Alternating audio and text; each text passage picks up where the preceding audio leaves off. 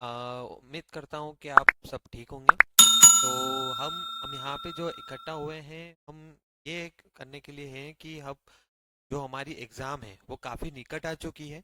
तो उसके लिए हमको क्या प्लानिंग बनानी है जिसकी वजह से हम जल्दी से जल्दी वो टॉपिक कवर कर पाएँ और हमारे जो ऑल सब्जेक्ट हैं उन सबको हम अच्छी तरीके से उसकी तैयारी कर पाए। तो हम आप यहाँ पे देख पा रहे होंगे कि कब कहाँ और कैसे हमको तैयारी करना है। उसके लिए सरकार हमें जो एमपी बोर्ड है वो हमें ब्लूप्रिंट देती है, जिसको ब्लूप्रिंट बोला जाता है। तो ब्लूप्रिंट में सारे टॉपिक्स कवर किए जाते हैं कि किस टॉपिक से क्या क्या क्वेश्चंस, कौन कौन से क्वेश्चंस और कौन कौन से टॉपिक्स पूछे जाएंगे, जिससे हमारी जो तैयारी है वो सही अच्छी तरीके से हम कर पाएं और ज़्यादा से ज़्यादा अंक ले पाएं। तो आइए हम उसी के थ्रू अपन चलते हैं कि हमको ये क्या क्या। देखिए। ये सामने आपके ब्लूप्रिंट दिया हुआ है पूरा। अपन स्टार्ट अपन हिंदी से करेंगे। हिंदी में आपका जो पेपर रहेगा वो रहेगा आपका 80 नंबर का पेपर रहेगा, जिसकी समय सीमा 3 घंटे रहेगी। 3 घंटे में आपको ये पेपर करना रहेगा। उसके बाद इसमें जो रहते हैं, हिंदी का अपन बात करें तो उसमें रहता है एक तो काव्य खंड और एक रहता है गद्य खंड। हमारे दो पार्ट्स में डिवाइड होती है हमारी जो हिंदी है ना। तो काव्य खंड में ये यहाँ पे टॉपिक दिया हुआ है कि एक ये कवि की कवि की जो रहते हैं वहाँ उन्होंने दिया हुआ है, ये गजल दी हुई है, ये आपको कवर करना है, जिसकी वजह से आपके कुछ नंबर कवर हो सकते हैं। उसमें पद्य साहित्य और उसका इतिहास और प्रवृत्ति दी हुई है। कवि परिचय आपको करना है, कवि परिचय में उनकी रचनाएं आपको करना है। तो सारी रचनाएं आपको अब सारे जितने भी कवि हैं उन सबने बहुत सारी रचनाएं की हुई है और बहुत सारे कवि हैं। तो आपको कौन कौन से करना है, जो टॉपिक रहेंगे उनमें से हम आपको बताएंगे कि कौन कौन सी जो रचनाएं हैं, कौन कौन से कवि जो ज्यादा इंपॉर्टेंट है आपके एग्जाम के तरीके से, हम वो आपको करना है। और हर एक कवि की आपको दो दो रचनाएं आपको करनी है। अब यहाँ पे उनके ही फिर भावार्थ में संदर्भ, प्रसंग, भावार्थ और काव्य सौंदर्य आता है, तो ये आपको करना है। उसके बाद सौंदर्य बोध, भाव, विषय वस्तु पर आधारित प्रश्न, ये आपको करना है। उस अगर आप ये कर लेते हैं तो आपके यहाँ पे 17 नंबर आपके कंप्लीट हो जाते हैं, जो कि आवटन तक यहाँ पे दिए हुए हैं। उसके बाद अपन चलते हैं थोड़ा आगे। ये है काव्य बोध। काव्य बोध में काव्य के भेद आपको करना है। काव्य के भेद आपको करना है, जिसमें प्रबंध व मुक्तक काव्य के भेद व उदाहरण अगर आप कर लेते हैं तो आपका जो काव्य बोध है उसमें आपके नंबर पक्के हो सकते हैं। अब रस, रस में भी बहुत सारे रस होते हैं, कौन कौन से क्या करना है वो हम आपको बताएंगे। रस की आपकी परिभाषा, अंग, प्रकार और उसके उदाहरण आपको करने हैं, है ना। तो अलंकार, अलंकार का ये एक अच्छा है कि इन्होंने पहले से ही सारी चीजें फिक्स दी हुई है कि आपको कौन कौन से अलंकार जो है वो फिक्स करने हैं, है ना। जिसमें वक्रोक्ति अलंकार होता है, दृष्टांत, उदाहरण और उनके विशेषोक्ति अलंकार, ये आपको करने हैं, है ना। छंद, छंद में कैसे क्या उनका परिचय और उनके प्रकार आपको करने हैं। उसमें आपको ये रोला छंद और मुक्तक छंद दिया हुआ है। उसके बाद गजल क्या होती है, शब्द गुण क्या होते हैं, बिंब विधान क्या होते हैं, ये अगर आप कवर कर लेते हैं तो आपके यहाँ पे 9 नंबर कंप्लीट हो जाते हैं, है ना। उसके बाद अपन आगे चलते हैं तो गद्य खंड पे अपन आते हैं। गद्य खंड में ये कुछ दिए हुए हैं, जिसमें नमक का दरोगा मियां नसीरुद्दीन अप्पू के साथ भाई 7 और 2.5 साल, ये कुछ जो आपके चैप्टर हैं ये यहाँ पे दिए हुए हैं, है ना। तो ये अगर आप कवर कर लेते हैं तो आपके यहाँ पे 17 नंबर कंप्लीट हो जाते हैं, जिसमें आपके गद्य में आपके लेखक परिचय, व्याख्या में संदर्भ, प्रसंग, व्याख्या आपको करनी है। और विषय वस्तु पर आधारित प्रश्न, जो भी आपके चैप्टर रहते हैं उनके जो प्रश्न रहते हैं वो कौन कौन से प्रश्न आपको करना है ना, और कौन कौन से आपके इम्पोर्टेंट रहेंगे। आप हमारे साथ जुड़े रहिएगा, आपको सारी चीजें क्लियर कर दी जाएगी कि कौन कौन से जो चैप्टर हैं वो इम्पोर्टेंट है और उनमें से क्या क्या क्वेश्चन आ सकते हैं। ये आपके लिए बहुत ज्यादा इंपॉर्टेंट है, क्योंकि हर एक चैप्टर के बहुत सारे क्वेश्चंस रहते हैं। तो आप कौन कौन से करेंगे, है ना, कौन कौन से आपके लिए इम्पोर्टेंट रहेंगे, वो आप हमारे साथ जुड़े रहेंगे। हम आपको मार्गदर्शन देंगे कि आपको कौन कौन से करना है, क्योंकि पुरानी परीक्षाओं में जितनी चीजें पूछी गई हैं हम उनका बिल्कुल उनको एक छन्नी की तरह छान के एक तरीके से पूरा इंपॉर्टेंट क्वेश्चन बना लेते हैं। वो अगर आपको मिल जाएंगे तो आपके लिए बहुत बेटर रहेगा, है ना। आप उनमें से अच्छी तरीके से जो जो चीजें हैं याद करने की आप वो कर सकते हैं।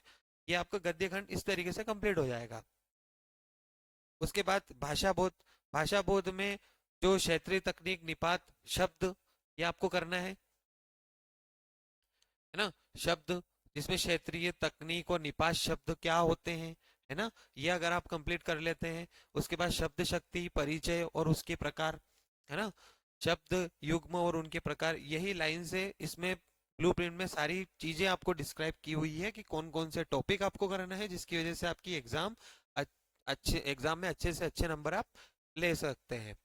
वितान भाग आता है इनमें से, ये 5 जो टॉपिक दे रखे हैं, 5 जो चैप्टर दे रखे हैं, इनमें से कोई आप 3 भी कर लेते हैं जो तो भी आपके ये वितान भाग आपका कंप्लीट हो सकता है। उसके बाद अभिव्यक्ति और माध्यम, जन संसार माध्यम लेखन, ये भी दिया हुआ है। इसमें भी टॉपिक जो है वो डिस्क्राइब किए हुए हैं कि कौन कौन से टॉपिक करना है ना। वितान भाग आप कंप्लीट करते हैं तो 7 नंबर आपके कंप्लीट हो जाते हैं, है ना। और अभिव्यक्ति और माध्यम में ये जो टॉपिक दिए हुए हैं, इन टॉपिक के थ्रू अपन इनको फॉलो करके जो जो टॉपिक दिए हुए हैं अगर आप वो कंप्लीट कर लेते हैं तो उसके हिसाब से अपने यहाँ पे भी 7 नंबर कंप्लीट हो जाते हैं।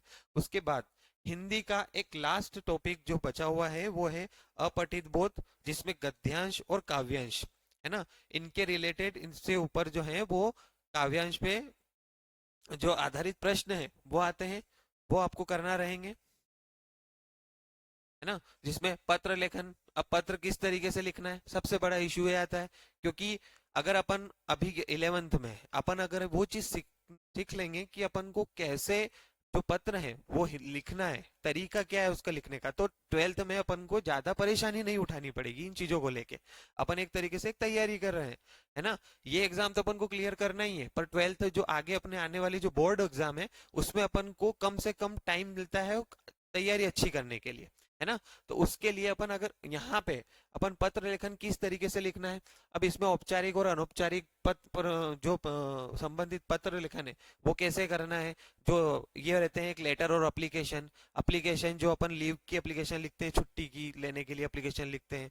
लेटर क्या होता है, लेटर अपन किसी ब्रदर की शादी में जा रहे हैं तो वो लेटर लिखते हैं, है ना। किसी को पैसे भेजना है तो उसके लिए लेटर लिखते हैं, तो वो लेटर और एप्लीकेशन, इनका डिफरेंस कि अपन कैसे क्या लिखेंगे, ये चीज है। और कैसे लिखना है सबसे बड़ी चीज ये होती है, उसकी वजह से आपके नंबर कटते हैं। याद सभी को होते हैं, राइट, याद सभी को होते हैं, सब लिखते हैं, पर लिखने का एक तरीका होता है। अगर वो तरीका आपको मालूम पड़ गया तो आप एग्जाम में अच्छे से अच्छे नंबर ला सकते हैं। उसके बाद आते हैं नेक्स्ट निबंध लेखन। निबंध लेखन में एक ये इन्होंने यहाँ पे कंप्लीट किया हुआ है एमपी बोर्ड ने कि रूपरेखा सहित आपको करना है।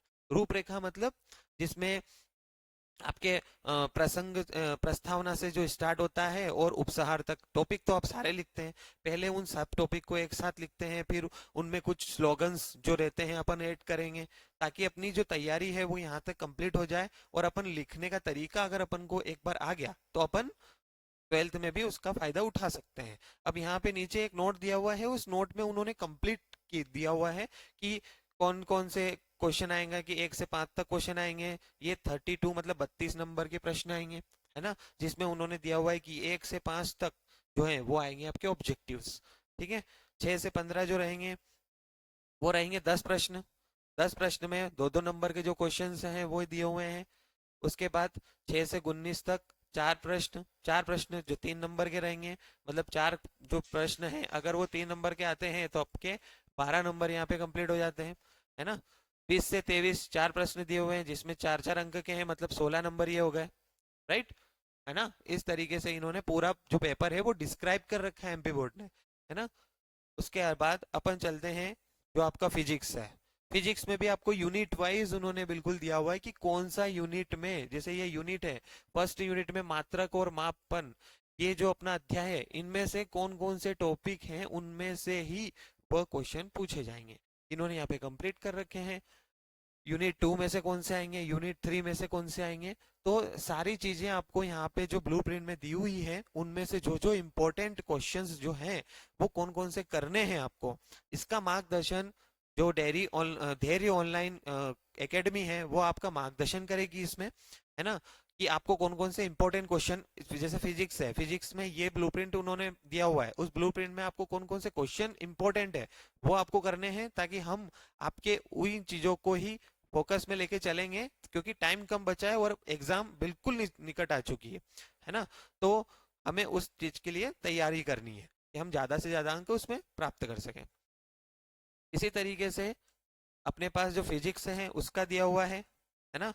फिजिक्स के बाद जो केमिस्ट्री है उसका भी दिया हुआ है। इस तरीके से इंग्लिश हो गया, मैथ्स हो गया, जियोग्राफी हो गया, है ना, आर्ट्स के लिए बायोलॉजी, मैथ्स के लिए। तो उस तरीके से आपको सारी चीजें, सारे जो लेक्चर हैं वो अपने जो ऑनलाइन एकेडमी है, अपनी धैर्य ऑनलाइन एकेडमी, उस ऐप को आप डाउनलोड कीजिए, है ना। उसमें जितने भी लेक्चर रहेंगे आपके सेक्शन वाइज, जितने भी लेक्चर रहेंगे वो लेक्चर आप देखिए, है ना। क्योंकि हम जो अभी अभी जो हम पढ़ाने की स्टार्ट करेंगे उस पे, उसमें केवल ब्लूप्रिंट के हिसाब से जो जो इम्पोर्टेंट पूछा जाएगा हम उसी पे ही फोकस करेंगे, ताकि आपका भी टाइम वेस्ट ना हो, है ना। क्योंकि बचा हुआ टाइम अपने पास बहुत कम बचा है ना। तो इसीलिए आप हमारे साथ जुड़े रहिए। अगर आपको ऐप जो है वो डाउनलोड करने में दिक्कत आ रही है, आपको लिंक नहीं मिल रही है, या प्ले स्टोर पे आपको नहीं मिल रहा है आपके एंड्रॉयड मोबाइल में या iOS में, तो आप हमारे डिस्क्रिप्शन में जो लिंक दी हुई है आप उस पर क्लिक करके भी डाउनलोड कर सकते हैं और वहां से भी रजिस्टर कर सकते हैं।